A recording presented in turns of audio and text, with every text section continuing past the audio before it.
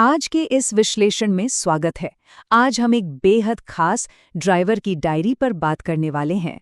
ये डायरी हमें दिखाती है कि कैसे अनजान रास्ते अक्सर सबसे बेहतरीन रोमांच की ओर ले जाते हैं। देखिए, एक ड्राइवर के नज़रिए से हर दिन एक नया सफ़र होता है। कभी मंजिल पहले से तय होती है, तो कभी हालात हमें बिल्कुल नए और अनछुए रास्तों पर ले जाते हैं। तो चलिए, बिना किसी देरी के इसमें गहराई से उतरते हैं और देखते हैं कि एक अप्रत्याशित यात्रा कैसे जीवन का एक खूबसूरत अनुभव बन सकती है। जरा सोचिए, एक ट्रिप की पूरी रूपरेखा बहुत ही बारीकी से तैयार की गई है। एक एक चीज पहले से तय है और अचानक कोई ऐसी रुकावट आ जाए जो उस पूरे प्लान को ही चौपट कर दे। तब क्या होता है? ऐसी स्थिति में प्रतिक्रिया क्या होनी चाहिए? क्या निराशा में डूब जाना चाहिए या फिर किसी नए रास्ते की तलाश करनी चाहिए? ये डायरी इसी सवाल का एक बहुत ही सुंदर और सकारात्मक जवाब देती है। इस कहानी की शुरुआत होती है एक बहुत ही शानदार सुबह से। मंजिल थी भूटान बॉर्डर। ड्राइवर अपने यात्रियों को लेकर बहुत ही उत्साह के साथ निकलता है, लेकिन वहां पहुंचते ही पता चलता है कि बॉर्डर तो आज बंद है। मतलब एकदम से सारी उम्मीदों पर पानी फिर गया। शुरुआती ऊर्जा और उत्साह बंद दरवाजों को देखकर पल भर में मायूसी और निराशा में बदल गई। सच में, ये एक ऐसा पल होता है जहां कोई भी आम यात्रा एकदम नीरस हो सकती है। अब ऐसे में कोई भी निराश हो जाएगा, है ना? लेकिन यहीं पर यात्रियों के चेहरों पर निराशा देखकर ड्राइवर के दिमाग में एक कमाल का विचार आता है। अगर एक रास्ता बंद हुआ तो क्या हुआ? एक और खूबसूरत रास्ता हमारा इंतजार कर रहा है। सच में, क्या कमाल का नजरिया है। ये एक आशावादी सोच इस पूरे भटके हुए सफर का मुख्य आधार बन जाती है। मतलब बात एकदम साफ है, परिस्थितियों को बदला नहीं जा सकता, लेकिन उनके प्रति अपना नजरिया जरूर बदला जा सकता है। और ऐसी एक पॉजिटिव सोच ने पूरे दिन का नक्शा ही बदल दिया। नजरिए में आए इस बदलाव ने दिन के बाकी हिस्से के लिए एक 3 कदम का नया रोड मैप तैयार कर दिया। बस 3 साधारण बातें।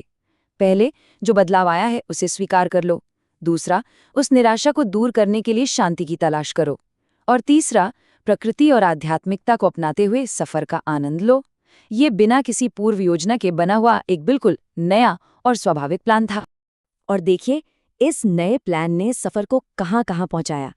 सुबह की वो भूटान बॉर्डर वाली मायूसी पीछे छूट गई और सफर निकल पड़ा अमीन गांव बुद्ध मंदिर की तरफ। फिर दोपहर बाद भीमा शंकर ज्योतिर्लिंग, शाम को दीप और बील का खूबसूरत नज़ारा और रात होते होते आईएसबीटी पर वापसी। पूरा दिन एकदम भरा हुआ। ये सफर इस बात का बहुत अच्छा प्रमाण है कि कैसे एक बंद दरवाजा कई नए और खूबसूरत रास्तों को खोल देता है। तो इस अप्रत्याशित यात्रा का पहला पड़ाव था शांति की तलाश में अमीन गांव बुद्ध मंदिर। वहां पहुंचते ही जैसे जादू सा हो गया। अमीन गांव बुद्ध मंदिर का माहौल इतना शांत और पवित्र था कि वहां कदम रखते ही सुबह की सारी थकान और वो बॉर्डर बंद होने वाली मायूसी पलक झपकते ही गायब हो गई। मतलब सच में, एक सही वातावरण किसी भी इंसान के मानसिक तनाव को तुरंत खत्म करने की ताकत रखता है। एक पल पहले जो यात्री उदास थे, वे अब इस पवित्र माहौल में खुद को एकदम तरोताज़ा महसूस कर रहे थे। इसके बाद सफर आगे बढ़ा और गाड़ी पहुंची अपने दूसरे पड़ाव पर, भक्ति और प्रकृति से घिरे भीम शंकर ज्योतिर्लिंग। यहाँ का अनुभव तो वाकई अद्भुत था। यहाँ केवल भगवान के दर्शन ही नहीं हुए, बल्कि चारों तरफ जो प्रकृति की सुंदरता थी उसने इस पूरे सफर को एक गहरा आध्यात्मिक अनुभव बना दिया। जब उस खूबसूरत प्राकृतिक वातावरण के बीच दर्शन किए गए तो सबका मन एक गहरी भक्ति और सुकून से भर उठा। ये एक ऐसा पल था, यहाँ सुबह की सारी भागदौड़ एक सुकून भरी आध्यात्मिकता में बदल गई। दिन ढलने लगा था और अब बारी थी हमारी तीसरे और शायद सबसे खूबसूरत पड़ाव की। ढलते सूरज की यादें समेटे दीपोर बील। दीपोर बील के शांत पानी के किनारे खड़े होकर डूबते हुए सूरज को देखना, क्या नज़ारा था वो। डायरी के मुताबिक पानी की सतह पर पड़ते डूबते सूरज की उस अद्भुत लालिमा ने सभी का मन मोह लिया। ये इस पूरी यात्रा का दृश्य और भावनात्मक शिखर था। उस लालिमा ने न केवल आसमान को बल्कि उन सभी यात्रियों के मन को भी एक अनोखे रंग से भर दिया था। और इस शांत झील के किनारे खड़े होकर एक बहुत ही गहरी बात समझ में आती है, वो ये कि कभी-कभी बिना प्लानिंग की हुई चीज़ें ही सबसे ज़्यादा यादगार बन जाती है। अब देखिए ना, सुबह जब बॉर्डर बंद मिला था, तब किसी ने सपने में भी नहीं सोचा था कि दिन का अंत इतने खूबसूरत नज़ारे और इतने सुकून के साथ होगा। यह इस विशिष्ट यात्रा की सुंदरता को जीवन की उस अप्रत्याशितता के साथ जोड़ता है जो हम सबके जीवन में कभी ना कभी आती है।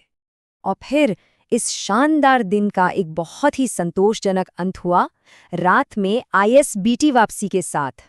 जरा सुबह और रात का ये अंतर देखिए। शुरुआत हुई थी बंद बॉर्डर की उस भारी निराशा के साथ, और दिन खत्म हुआ इंटरस्टेट बस टर्मिनल पर यात्रियों के चेहरों पर एक गहरी संतुष्टि और प्यारी सी मुस्कान के साथ। यह स्पष्ट रूप से साबित करता है कि ड्राइवर के उस आशावादी फैसले ने कितनी बड़ी सफलता हासिल की और कैसे एक निराशाजनक शुरुआत एक खुशनुमा अंत में बदल गई।